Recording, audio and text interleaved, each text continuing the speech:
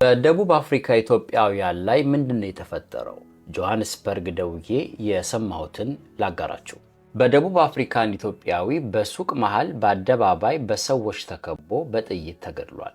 በቀጣይ ቀን በማክዶናልድ የተቀመጡ 3 ኢትዮጵያውያን በስለት ተወግተዋል። መጀመሪያ ደቡብ አፍሪካውያኑ ሲቲዝን አረስት የሚሉት ዓለም ደግሞ ዚናፎቢያ ወይንም መጤጠል የሚለውን ስርና ምክንያቱን እንየው። በሀገሪቱ ከ100 ሰዎች በአማካኝ ከ40 በላይ የሚሆኑት ዜጎች ስራ አጥ ናቸው። ወጣቶች ደግሞ ከ60% በላይ የሚሆኑት ስራ አጥ የሚሆኑበት አጋጣሚ አለ። በአፓርታይድ ምክንያት በሀገሪቱ ያልተመጣጠነ የሀብት ክፍፍልም አለ፣ ወይም በሙስና 10 በመቶ ሰዎች 85 በመቶውን ሀብት ይቆጣጠራሉ። እንደ ማርች እና ኦፕሬሽን ዱዱላ አቀንቃኞች ይህ ችግር የተከሰተው በአፍሪካ ስደተኞች ምክንያት ነው። We have become foreigners in our own country. We don't want this as African people anymore. እነዚህ መጤ ከተባሉና ሱቅ ለሱቅ እየተዞረ ሱቃቸው የሚዘጋባቸው፣ የሚደበደቡ፣ የሚዘረፉ መጤ ተብሎ ከተለዩት መካከል ኢትዮጵያውያን ዋነኞቹ ናቸው። ኢትዮጵያውያኑ ስኬታማ የቢዝነስም ባለቤት ናቸው። የሀገሪቱ መንግስት ዶክመንት ኖራቸውም አልኖራቸውም ስደተኞቹን ከሀገሪቱ ካላባረረልን ለሜይ 4 ሀገራዊ የመዝጋት ንቅናቄ እናረጋለን ሲሉ መጤጠል ዜጎች አስታውቀዋል። ታዋቂ የሀገሪቷ የፓርቲ መሪዎች ግን ይሄ ንቅናቄ ያተኮረው ጥቁሮች ላይ እንጂ ነጮችን ማንም ዶክመንት አልጠየቃቸውም ይላሉ። ከቀናት በፊት ደግሞ ስደተኞቹን በመደገፍ ትልቅ ሰላማዊ ሰልፍ ተደርጎም ነበረ። When it is a white person in South Africa undocumented, he is called an investor. በዚህ መሃል 2 ቪዲዮዎች ተለቀዋል። ጆፔ ኤንድ ቦን በሚባል ቢዚ ስትሬት አንድ ኢትዮጵያዊ ሲገደል በሲሲቲቪ ተቀርጾ ወጥቷል። ቪዲዮውን በምንም ምክንያት ባታዩት እመክራለሁ። በግድያው የዘረፋ ሙከራ ባለመደረጉ እንደ ቢኤስኤን አገላለጽ የታሰበበት ጥቃት ይመስላል። እስካሁን የሟች ስምና ምክንያቱ አልተነገረም። ይህ በሆነ በቀጣይ ቀን ደግሞ ማክዶናልድ ውስጥ 3 ኢትዮጵያውያን በስለት ተወግተዋል። ስለ ሁኔታው ለመጠየቅ ደቡብ አፍሪካ ደውዬ ነገሩ አስከፊ እንደሆነና በእኛም ኮሚኒቲ ውስጥም አለመስማማት እንዳለ ተረድቻለሁ። ቢሆንም እየመጣ ካለው የመጤጠል ጥቃት ንብረትንም ሕይወትንም ለማዳን ህብረት ብቸኛ አማራጭ አይመስላችሁም? ለሟች ቤተሰቦች መጽናናትን እመኛለሁ። በደቡብ አፍሪካ ኢትዮጵያውያን ተገደሉ። በደቡብ አፍሪካ በኢትዮጵያ ላይ የተፈጸመው አሰቃቂ ግድያ መላውን ማህበረሰብ አስደንግጧል። በጆሃንስበርግ የተከፈተው ድንገተኛ ተኩስ ኢትዮጵያውያኑን ህይወት ቀጥፏል። በደቡብ አፍሪካ የነጻነት ቀን መታሰቢያ በሚከበርበትና ሀገሪቱ ከዘረኝነት አገዛዝ የወጣችበትን ድል በምታስብበት ዕለት በጆሃንስበርግ ከተማ የሚገኝ አንድ የማክዶናልድ የፈጣን ምግብ መሸጫ የደም መሬት ሆኗል። ትላንት ሚያዝያ 19 2018 ዓ.ም በተፈጸመው በዚህ አስደንጋጭ ጥቃት 3 ኢትዮጵያውያንና 2 ናይጄሪያውያን በጥይት ተደብድበው ህይወታቸውን አጥተዋል። ድርጊቱ የተፈጸመው ተጎጆቹ ምግባቸውን እየተመገቡ ባሉበት ቅጽበት መሆኑ ደግሞ ክስተቱን እጅግ ዘግናኝ ያደርገዋል። ይህ በዓል አገሪቱ ለሰብአዊ መብት መከበር የቆመችበትን ቀን የምታስብበት ቢሆንም ለእነዚህ ስደተኞች ግን የሞትና የሰቆቃ ቀን ሆኖ አልፏል። የጥቃቱን መነሻ በተመለከተ በአካባቢ የተለያዩ ግምቶች እየተሰነዘሩ ይገኛሉ። ጥቃቱ መጤጠል አራማጅ የሆኑ የደቡብ አፍሪካ ቡድኖች በስደተኞች ላይ መጠነ ሰፊ የተቃውሞ ሰልፍ ለማድረግ ጥሪ እያቀረቡ ባሉበት ወቅት የተሰነዘረ መሆኑ የታቀደ ሳይሆን አይቀርም የሚል ስጋት ፈጥሯል። ሆኖም ግን የደቡብ አፍሪካ ፖሊስ ባደረገው የመጀመሪያ ደረጃ ምርመራ ግድያው በስደተኞችና በአካባቢው ነዋሪዎች መካከል ከተነሳ ግጭት ይልቅ ኢትዮጵያውያኑ እርስ በርሳቸው ባላቸው አለመግባባት የተፈጸመ የመጠቃቃት እርምጃ ሊሆን እንደሚችል መጠርጠሩን አንድ የፖሊስ መኮንን ገልጸዋል። ይህ የፖሊስ ግምት በኮሚኒቲው አባላት ዘንድ ጥርጣሬ የፈጠረ ሲሆን ጉዳዩ በገለልተኛ አካል እንዲጣራም ጥያቄዎች እየተነሱ ነው። በደቡብ አፍሪካ የሚገኙ የኢትዮጵያ ኮሚኒቲ አባላት በጥቃቱ ክፉኛ ማዘናቸውንና በስደተኞች ላይ እየደረሰ ያለው ተደጋጋሚ ጥቃት ስጋት ላይ እንደጣላቸው እየገለጹ ይገኛሉ። እንደ ዶቼ ቬለ ዘገባ ከሆነ ጥቃቱ በተፈጸመበት አካባቢ የሚገኙ የኮሚቴው አባላትና የደቡብ አፍሪካ ፖሊስ የግድያውን መፈጸም አረጋግጠዋል። ይህ ክስተት በደቡብ አፍሪካ የሚኖሩ ስደተኞች በተለይም ኢትዮጵያውያን ያላቸውን የደህንነት ስጋት ዳግም የቀሰቀሰ ሲሆን መንግስትም ሆነ የሚመለከታቸው አካላት የዜጎችን ደህንነት ለማስጠበቅና ገዳዮቹን ለህግ ለማቅረብ ጠንካራ እርምጃ እንዲወስዱ ጥሪ እየቀረበ ነው። በደቡብ አፍሪካ በኢትዮጵያ ላይ የሚፈጸሙ መሰል ጥቃቶች አዲስ አለመሆናቸውን የሚያሳዩ መረጃዎች እንደሚጠቁሙት ባለፉት ጥቂት ዓመታት ብቻ በጆሃንስበርግ በደርባንና በኬፕ ታውን ከተሞች በርካታ ዜጎች ለእልፈትና ለከፍተኛ ንብረት ውድመት ተዳርገዋል። በተለይም በከተሞች የንግድ ማዕከላትና በከተማ ዳርቻዎች የሚንቀሳቀሱ ስደተኞች ላይ ያነጣጠሩ የታጠቁ ዘረፋዎችና መጤጠል ጥቃቶች ቁጥራቸው እየጨመረ የመጣ ሲሆን አብዛኞቹ ድርጊቶች በወንጀለኞች ቡድን ወይም በማህበራዊ ንቅናቄዎች ስም የሚፈጸሙ ናቸው። ይህ ተከታታይነት ያለው የጥቃት ሰንሰለት በስደት በሚኖሩ ዜጎች ላይ የማያቋርጥ የፍርሃት ድባብ የፈጠረ ሲሆን ከጥቃቶቹ ባሻገር ለወንጀለኞቹ የሚሰጥ የህግ ምላሽ አዝጋሚ መሆንና የተጠያቂነት ስርዓቱ አለመጠናከር ጥቃቶቹ እንዲባባሱ ምክንያት መሆኑን የሰብአዊ መብት ተሟጋቾች በተደጋጋሚ ይገልጻሉ። ሳውዝ አፍሪካውያን በኢኮኖሚ ከኢትዮጵያውያንም በታች ናቸው። ስለዚህ ጉዳይ መለሳለሁ። እንደምታውቁት ሰሞኑን እንግዲህ ኢትዮጵያውያን፣ ታንዛኒያውያን፣ ናይጄሪያውያን በተለይ እና ሌሎች የአፍሪካ ሀገር ዜጎች ሳውዝ አፍሪካ ውስጥ በጣም ጥቃት የተፈጸመባቸው ነው። ሰሞኑን እንደምታውቁት አንድ ኢትዮጵያዊ ሞሉስ በጥይት ተመቶ ተገድሏል። በማግስቱ ደግሞ ሌሎች 3 ኢትዮጵያውያን ያው ማክዶናልድ ሾፕ ውስጥ ተወግተው እንደተገደሉ መረጃዎች ያሳያሉ። አሁን ያው ሳውዝ አፍሪካውያን በዜኖፎቢያ እየተጠቁ እንደሆነ እየተነገረ ነው። ዜኖፎቢያ የሚባለው ማንኛውም መጤ ማለትም ከሌላ ሀገር የመጣን ሰው የመጥላት አባዜ ወይም ደግሞ የመጥላት ችግር ማለት ነው እና ይሄ ደግሞ የፈጠረባቸው የበታችኝነት ስሜት የፈጠረባቸው ነገር ነው ብዬ ነው የማስበው። በዳታ አሳያቸዋለሁ። ከዛ በተጨማሪ ሰሞኑን ጁሊየስ ማሌማ ስለዚህ ጉዳይ የተናገረው ነገር አለ። የእሱን ሃይላይት ንግግሩን ነግራቸዋለሁ። ሳውዝ አፍሪካ ውስጥ በሀብት አንደኛ ደረጃ ላይ የሚቀመጡት ነጮች ናቸው። ማለትም ነጭ ሳውዝ አፍሪካውያን ማለት ነው። እነዚህ ታዲያ ነጮች አንደኛ የኮርፖሬት ባለቤቶች ናቸው። በሀገሪቱ ውስጥ የሚገኙ ትልልቅ ኮርፖሬቶች የነሱ ናቸው። ፕሮፌሽናል ስራዎችን የሚሰሩት እነሱ ናቸው።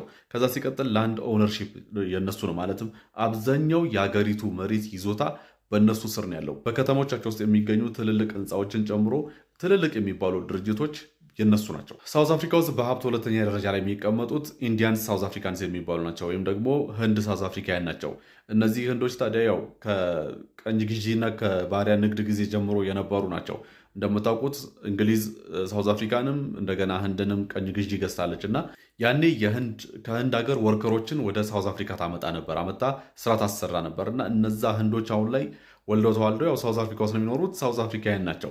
በሀብት ሁለተኛ ደረጃ ላይ የሚቀመጡት እነሱ ናቸው። እነዚህ ህንዶች አሁንም ፕሮፌሽናል ስራዎችን የሚሰሩት እነሱ ናቸው። የቴክኒካል ጉዳዮችን የሚሰሩ የሙያ ስራ የሚሰሩት እነሱ ናቸው። ስለዚህ በሀብት ሁለተኛ ደረጃ ላይ ይቀመጣሉ ማለት ነው። ሌላው በሀብት ሶስተኛ ደረጃ ላይ ሳውዝ አፍሪካ ውስጥ የተቀመጡት ኢትዮጵያውያን ዲያስፖራዎች ሲሆኑ ኢትዮጵያውያን በሳውዝ አፍሪካ ውስጥ ሆልሴል እና እንዲሁም ደግሞ የሪቴል ስራ አጠቃላይ ይሄ የንግድ ስራ ላይ የተሰማሩት እነሱ ናቸው። የሎጂስቲክ ስራ የሚሰሩት እነሱ ናቸው። በዚህ በጣም ስር የሰደደ እንትን አላቸው እና በሀብት ሶስተኛ ደረጃ ላይ ናቸው። ስለዚህ ጥቁር ሳውዝ አፍሪካውያን ማለትም የሀገሪቱ ባለቤቶች አራተኛ ደረጃ ላይ የሚቀመጡት። የሚሰሩት ስራ ደግሞ ማለት ነው የቅጥር ስራ ነው። ፕሮፌሽናል የሆነ የቅጥር ስራ፣ ፎርማል የሆነ የቅጥር ስራ ይሰራሉ። እንዲሁም ደግሞ ኢንፎርማል የሆኑ ትንንሽ ቢዝነሶችን ነው የሚሰሩት። ትልቁ ችግሩ ያለው የቱ ጋ ነው ካላችሁ ማይንዳቸው ላይ ነው። ማይንዳቸው ላይ ትልቅ የሆነ የበታችኝነት ስሜት ይሰማቸዋል። ትንንሽ ነገር ነው የሚሰሩት እና ያንን ደግሞ ማላይ ብሌም ያደርጋሉ መሰላችሁ ጥቁር ወንድሞቻቸው ላይ ነው ብሌም የሚያደርጉት ማለት ነው። በተለይም ደግሞ ከኢስት አፍሪካ የሚሄዱ ከኢትዮጵያን ጨምሮ ማለት ነው ከኢስት አፍሪካ ከታንዛኒያ ምናምን የሚሄዱ ዜጎች ላይ እና ናይጄሪያ ላይ ነው ብሌም የሚያደርጉትና ለዛ ነው በተደጋጋሚ እነሱን አታክ የሚያደርጉት። ነገር ግን እነዚህ ኢትዮጵያውያንም ሆነ እነዚያውን የአፍሪካ ወንድሞቻቸው ቢወጡላቸው ራሱ አገሪቱን ገይን ማድረግ አይችሉም። ለምን እንደነገርኳቸው ትልቁ ችግር ያለው ማይንድ ሴታቸው ላይ ነው። እሺ ነጮቹ ጨቁኗቸው ነው እንበል፣ ይህንን ነገር ዶሚኔት ያደርጓቸው። ህንዶቹም እሺ ከድሮ ጀምሮ እነሱ ጋር ስለነበሩ ነው እንበል።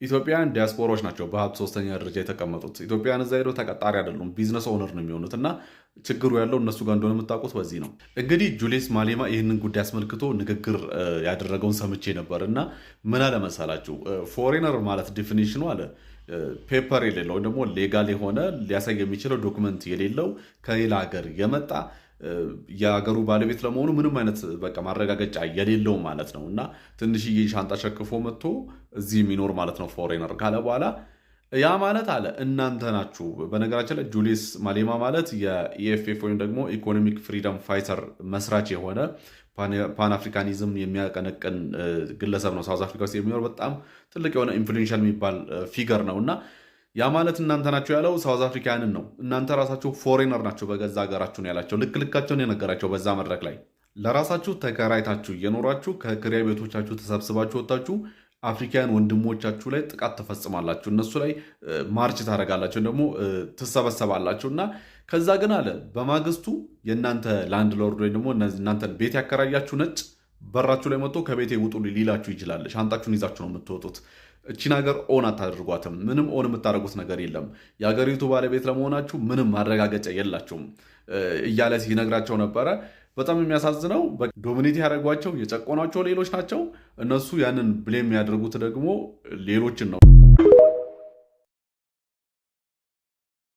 ኢትዮጵያውያን ወገኖቼ መተባበራችሁ ብቻ ነው የሚያድናችሁ። ይሄ በእንትን በምናምን አይደለም። በሚጫወቱት የመጫወቻ ሜዳ ከሌሎች አፍሪካ ሀገሮች ጋር በመሆን እነዚህ ሳውዝ አፍሪካውያን ማለት በአጭር አገላለጽ አብዛኞቹ ማሰብ የተሳናቸው ናቸው። ይሉንታ አያውቁም፣ ህግ አያውቁም፣ አበሉኝ አጠጡኝ የሚባል ነገር አያውቁም። የመጨረሻ ከእንስሳ የሚለያቸው መናገር መቻላቸው ብቻ ነው። እነዚህን ሰዎች በሚጫወቱበት የመጫወቻ ሜዳ ኦርጋናይዝድ ናቸው። የአንድነት ችግር አለ። ኮሚኒቲው ራሱ ጠንካራ እንዳልሆነ ሰምተናል። በዚህ ደረጃ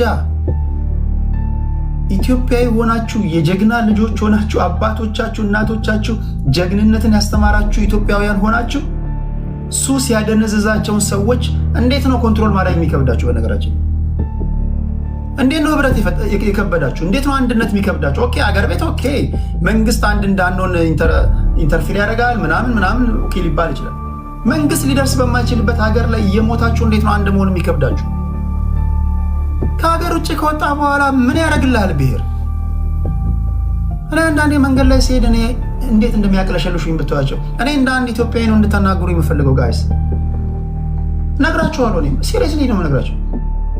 እንደ ኢትዮጵያዊ በተሰደድኩበት ሀገር ላይ እንደ አማራ፣ እንደ ኦሮሞ፣ እንደ ሰጤ፣ እንደ ትግራይ ላናግርህ ምናምን ይለኛል። ምን ያደርግልሃል? የተሰደድክበት ሀገር ላይ እንደ ኢትዮጵያዊ ተሰደ አትሊስት ሰው ሀገር ላይ የሚደርስብህን በደል እንደ ኢትዮጵያዊ መመከት እንዴት ነው የሚከብድ? አንዳንድ ደግሞ የምንሰማቸው ወሬዎች ሀበሻው ራሱ ሀበሻውን ያስገድላል።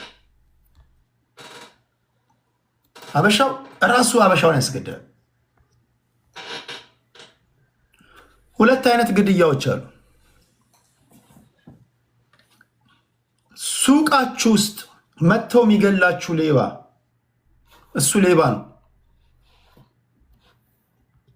ንብረታችሁን የሚዘርፈው ተጠቁሞ መጥቶ እንትና ብር ይዟል ተብሎ ሱቃችሁን ይወስዳል፣ ገንዘብ ይወስዳል።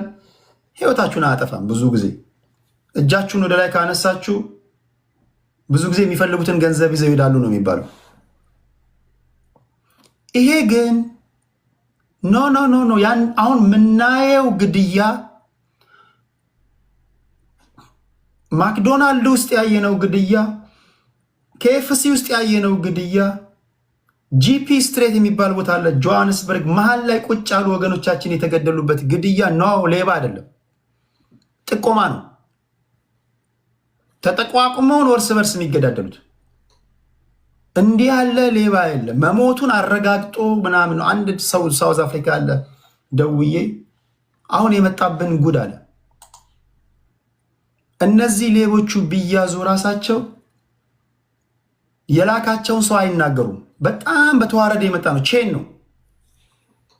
ቂም በቀል አለ፣ እርስ በርስ መጠፋፋት አለ። አሁን አበሻው ሳውዝ አፍሪካ ላይ እነዚህ መሀይሞች ከሚገሉን በላይ እርስ በርሳችን የምንገዳደለው ደግሞ እየባሰ ነው።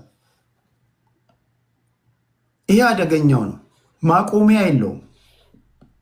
እጅግ አሳዛኙ ነገር ይሄ በጥርጣሬ እንትና ነው የተባባላችሁ የምትገዳደሉት ነገር እርስ በርሳችሁን ያጠፋፋችኋል። ሰርታችሁ እንድትለውጡ እግዚአብሔር አሳልፎ የሰጣችሁ ሀገር ላይ በተራ ነገር ፈራ እግዚአብሔር ያለባችሁ ሰዎች እንደዚህ አይነት ነገር ውስጥ መግባት የለባችሁ። ሞል ውስጥ ከተማ መሃል ላይ የምናያቸው ግድያዎች ተጠቋቁሞ ነው፣ ቂም በቀሎች ናቸው። ይሄ ደግሞ አስቸጋሪ ነው። ይሄ መስተካከል አለበት። በተረፈ ሱቆቻችሁን የሚዘርፉ ንብረቶቻችሁን የሚያወድሙ ከመንግስታቸው ጋር በተጣሉ ቁጥር ውሃ በቆመባቸው ቁጥር ኑሮ በተወደደባቸው ቁጥር ኢትዮጵያውያን ወገኖቻችን ላይ የንዴት ማብረጃ የሚያደርጉትን ግን እጅ ለእጅ ተያይዛችሁ መመከት አለባችሁ። የኢትዮጵያ መንግስትም ይሄ በጣም ትልቅ ኢሹ ነው። እንደዚህ አይነት ነገር ይሄ በጣም የተለየ ነው። ከትላንት ወዲያ 3 ኢትዮጵያውያን መሀል ከተማ ውስጥ ተገድለዋል። በሳምንት ውስጥ በወር ውስጥ ብቻ ለቁጥር የሚያዳግቱ ኢትዮጵያውያን ተገድለዋል። መንግስት አይ ቲንክ በአዲስ አበባ የሚገኘውን የሳውዝ አፍሪካ አምባሳደር ጠርተው መጠየቅ አለባቸው፣ ገለጻ ማድረግ አለባቸው። ምንድን ነው እየሆነ ያለው? መላ አፍሪካውያን ከነዚህ ሳውዝ አፍሪካውያን በጣም ስማቸው እየጠለሸ ነው። የጋና መንግስት ይሄን አድርጓል። የናይጄሪያ መንግስት ይሄን አድርጓል። በርካታ አፍሪካውያን ለሳውዝ አፍሪካውያን ያላቸው ጥላቻ እያደገ መጥቷል። እንዲህ ያሉ እኔ ማመዛዘን የተሳናቸው ዜጎች ነው አይቻላል። አፍሪካዊ ወንድሞቻቸውን ያሳዳሉ፣ ውጡልን ይላሉ። ሌላውን ግን ይሰግዳሉ። እኔ እንዲህ አይቻላል። ከቅኝ ግዛት እንዲወጡ ያገዟቸውን ጥቁር ወንድሞቻቸውን እህቶቻቸውን ውጡልን ይላሉ። ሌላውን ግን አይናገሩም። ሲያገኟቸው ይሰግዱላቸዋል።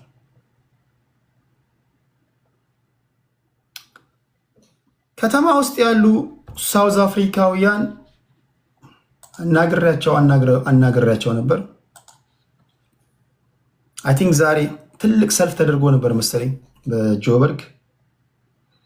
ከተማ ውስጥ ያለ ነው። ከተማ ውስጥ ለሚነሳው ወይም ታጥቀው ለሚመጡት አንሰን አይደለም አሉኝ። ብንነሳ በአንዴ እናጠፋቸዋለን አሉ። እኛ የምናዝነው እነሱን ከከተማ ስናጠፋ በንዴት ወደ ገጠር ይገቡና ገጠር ውስጥ ያሉ ወገኖቻችንን ይጨርሳሉ ብለን ስለፈራን ነው አሉ። በነገራችን ላይ ጆበርግ ውስጥ ያሉ ኢትዮጵያውያንና ኤርትራውያን ቢተባበሩ ሳውዝ አፍሪካውያንን ከሀገራቸው ማስለቀቅ ይችላሉ። ማመን ይከብዳቸዋል። ዩኒቲን ያጡት ዩኒቲ ላይ መስራት አለባችሁ። ይሄ ቂም በቀል ሪቬንጅ ደም መቃባት የሆነ ቦታ ላይ መቆም አለበት። በይቅርታ ፈታችሁ አንድነታችሁን ማስተካከል አለባችሁ። ተፈሪ ከሆናችሁ ይፈራሉ። አንድን ኢትዮጵያዊ መግደል፣ አንድን ኤርትራዊ መግደል እጅግ አደገኛ መሆኑን ማሳየት አለባችሁ። ለነዚህ በሱ ስለናወዙ ማለት ነው። ሌላው የፈለገ ቢሆን ወንድሞቻችሁ ቢበድሏችሁ ጥቁርን ቀጥራችሁ አታስገድሉ። አንደኛ ይሄ ጥቁር ኢትዮጵያዊን መግደል ቀላል እንደሆነ ነው የምታስተምሩት። በነገራችን ላይ ጥቁሮቹን ራሱ አብዛኞቹን መዝረፍም እንደዚህ ስለ መግደልም ያስተማሩት የኛው ሰዎች ናቸው። እነዚህ ጥቁሮች ነገ እናንተን መልሰው ለመግደል ይመጣሉ እኮ። ስለዚህ በጣም ስማርት፣ በጣም ጥንቃቄ። ችግር ካለ አለመግባባት ካለ እዛ የሃይማኖት ሰዎች አሉ፣ ትላልቅ ሰዎች አሉ። በሰላማዊ መንገድ ስለመፍታት ነው እንጂ ኢትዮጵያውያንን ስለማስገደል ብላችሁ በገንዘብም እንደዚህ የምታደርጉት ነገር ትክክል አይደለም። ነገ በዚህ ጉዳይ ላይ በሰፊ እናወራለን። ነገ ማለት ዛሬ ነው፣ በእኔ ነገ ማለት ነው።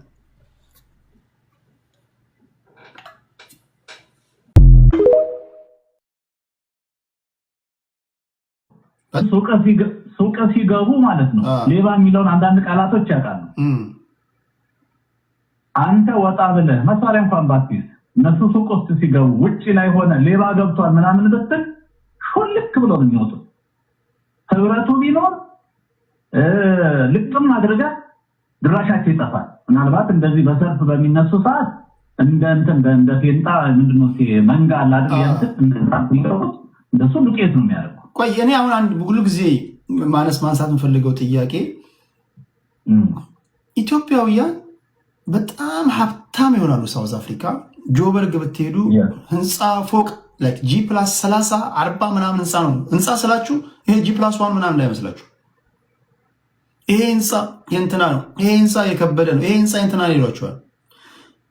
በዚህ ደረጃ እግዚአብሔር ከባረካቸው ለምንድን ነው ያንን ገንዘብ ይዘው ወደ ሀገር ቤት የማይገቡት? አንዳንድ ጊዜ ያን የሚያህል ሀብት ያላቸው ሰዎች በ10 ዓመት ህፃን ልጅ ወይም ደግሞ በአንድ ሱሰኛ ሊገደሉ ይችላሉ። ከዛሬ ነገ ገባለሁ እያሉና ለምንድነው ውሳኔ የሚከብዳቸው? ጥሩ ካፒታል ከያዙ ላይክ ስታርታፕ ካፒታል ከዛም በላይ ነው የሚይዙትና ለምንድነው ለውሳኔ የሚከብዳቸው ሳውዝ አፍሪካ ያሉ ኢትዮጵያውያን? ይገባል እኮ ገብቷል አይደለ? ሁላችንም የሆነ ነገር አድርገናል ሀገር ቤት። በነገራችን ላይ ብዙ ፎቆች አዲስ አበባ ላይ የሳውዝ አፍሪካ ፎቆች ናቸው። ከዲያስፖራ አንጻር ካሰብከው ቦሌ አካባቢ ልቆጥርልህ እችላለሁ። አዳዲስ እየተሰሩ ያሉ አካባቢዎች ላይ ግን ልቆጥርልህ እችላለሁ። ገብቷል አይደል? እኔ እነሱን ያህል ሀብታም ነው ያቻለው። ምን ይሆናል መሰለህ ሄዶ ይሄድና ወይ ሲስተሙ ግራ ይገባውና በፋብሪካ ደረጃ በፎቅ በመስራት ደረጃ ብዙ ነገሮች አሉ፣ ብዙ ኢንቨስት የሚደረጉ አሉ። አሁንም ውስን ሰው ጨክኖ ይወጣል። በቃ አንዳንድ ጊዜ እያየኸው ገብቷል አይደል? ገንዘቡን እያየኸው ምንም ከአሜሪካ ጋር ኮምፔር አታድርገው፣ ከየትም ዓለም ጋር ኮምፔር አታድርገው። ጨክነ ወይ ወደ ሀገር ወይ ወደ ሌላ ሀገር ውስጥ አድርጋለህ እንጂ እዛ ሀገር ላይ በጣም ዴንጀረስ ነው። በቃ ሙቭ የሚያደርጉ ሰዎች አሉ። አፍርተው ሀገር ቤት ንብረት ምናምን ትገነባለህ፣ ፎቅ ትሰራለህ፣ ፋብሪካ ትሰራለህ ምናምን ነገር። ግን ምን ይሆናል መሰለህ ሁለት እግር እዛም እዛም የሆነ ነገር እያለ አብዛኛው ሰው እንደዛ በየትኛው በቃ በመላው ኢትዮጵያ በብዛት የደቡብ ልጆች አሉ። በG+1+2+3 እነዚህ በመኖሪያ ቤት ደረጃ ማንኛውም ጥቃቅንና እንትና መካከለኛ አቅም ያለው የሚያደርጋል። አብዛኛው ሰክሰስፉል በትልልቅ ፎቆች ደረጃ ላይ እንደምትለው እዛ አገር ቤት የሚሰራ ግን እንዳትጨክን የሚያደርግ ገንዘብን ካልተጠየቅ ለህይወት ፕራዮሪቲ ካልሰጠ እዛ የምታገኘውን ነገር ከሀገር ቤትና ከሌላ ዓለም አንፃር ስታየው ትንሽ ለማነጻጸር ይከብዳል። ያን እዛ ላይ መጨከል ሊከብድ ይችላል። አንድ ሰው እዛ ላይ መጨከል ሊከብድ ይችላል። ኦኬ ከልብ ነው እንጂ ሁሉም አድማጫችን እግዚአብሔር ይስጥልኝ። ቴንክ ዩ ቴዶ አንተም ድምጥየውን ስለሆንክ ወንድሞቻችን እህቶቻችን ናቸው በመላው ዓለም ያሉት ያለ ልዩነት። አሁን ነገሮችን ወደ ሆነ ጽንፍ መውሰድ በነገራችን ላይ የሰጠው ሴት በቂ ነው። የተጨማሪ ራሴን ፊድባክ ለመስጠት ነው። መጥፎ ነገር የከተማ ልጆች አይሰሩም እና የከተማ ልጆች በጣም ሰክሰስፉል ይሆናል። እኔ ስሜን መጥራት አልፈልግም እንጂ ምናልባት ምን ሊያቀኝ ይችላል። ከዛ ውጭ ግን የከተማ ልጆች እና አብርሃም እነ ሳሚ ወንዴ በቀደም እንትን ያለው እነ ሰለሞን ምናምን ይባል አዲስ አበባ ላይ ስትሄድ G+15+20 ምናምን ፎቆች ቦልቷል። የከተማ ልጅ ደግሞ ዱርዬም አለ። የክፍለ ሀገሩን ልጅ ነፍሰ ገዳይ ያለው ወንድሙን የሚያስገድሉላ አለ። የከተማ ልጅ ሰክሰስፉል ይሆናል፣ የገጠርም ሰክሰስፉል ይሆናል። የከተማውም የገጠሩም ውስጥ ደግሞ ወንጀል ላይ ተሳተፋለ። ስለዚህ ኦቨርኦል እንደ ኢትዮጵያውያን ጥሩም መጥፎም ሰዎች እኛው መካከል አለ በሚለው ይያዝልኝ። ከልብ አመሰግናለሁ። እሺ አመሰግናለሁ። እሺ ሳውዝ አፍሪካ ያላችሁ ወይም ደግሞ ስለ ሳውዝ አፍሪካ የምታውቁ እዚህ ጋር ዲስፕሌይ ባደረኩላችሁ ስልክ ደውላችሁ እየሆነ ስላለው ነገር ስለ ሳውዝ አፍሪካ መናገር ትችላላችሁ። ቀደም ሲል የተናገረውን ንግግር ሰምታችኋል። ይሄም ዲቪዥን አለ በነገራችን ላይ የከተማና የገጠር ልጆች የሚለው አሁን አንድ ሆኑ ተባበሩ እየተባባለ ድጋሚ የከተማና የገጠር ልጅ የሚባል ዲቪዥንም ደግሞ የሚፈጥሩ አሉ። ይሄ ትክክል አይደለም። ስትሞት ወይም ሲገሏችሁ የከተማ የገጠር ልጅ ብለው አይደለም የሚገሏችሁ፣ ስደተኛ ብለው ነው የሚገሏችሁ። እግዚአብሔር አሳልፎ ከሰጠ ሳንቲሙን ተባበረ ሰርተ ህይወትን መለወጥ ነው እንጂ ሰውም ሀገር ሄደን የከተማ የገጠር ልጅ ሳቢውን